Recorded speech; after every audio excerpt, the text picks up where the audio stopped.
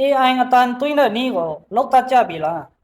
လိုင်းပေါ်ကနေငွေရှာချင်တဲ့လူတွေအတွက်ဒီ AI အတန်သွင်းနည်းကမဖြစ်မနေလိုအပ်ပါတယ်အားလုံးပဲမင်္ဂလာပါဒါကတော့ချစ်စရာကောင်းတဲ့ကြက်ပေါက်လေးတွေဖြစ်ပါတယ်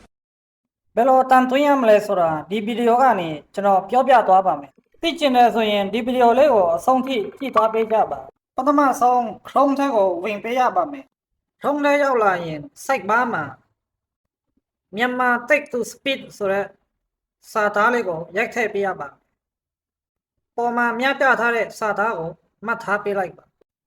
ပြီးရင်ပေါ်လာတဲ့မြန်မာ text to speech ကိုနှိပ်ပေးပြီးတော့ဒီနေရာမှာအပေါ်ဆုံးကတစ်ခုကိုနှိပ်ပေးလိုက်ပါဒီနေရာရောက်လာရင်အပေါ်ကိုနည်းနည်းဆွဲတင်ပေးပြီးတော့ကိုပြောစေချင်တဲ့စာသားလေးတွေကိုရိုက်ထည့်ပေးရပါမယ်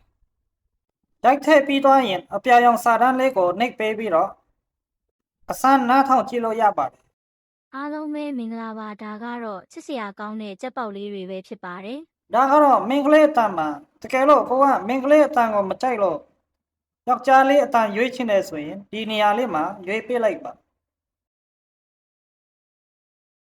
အားလုံးပဲမင်္ဂလာပါဒါကတော့ချစ်စရာကောင်းတဲ့ကြက်ပေါက်လေးတွေပဲဖြစ်ပါတယ်စိတ်ကြိုက်ဖြစ်သွားပြီဆိုရင်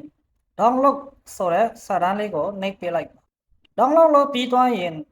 ကိုယ့်ရဲ့ဗီဒီယိုနဲ့တွဲတင်ဖို့ CapCut ထဲကိုဝင်သွားပေးရပါမယ်ဒီနေရာမှာကိုတွဲချင်တဲ့ဗီဒီယိုလေးကိုရွေးပေးပြီးတော့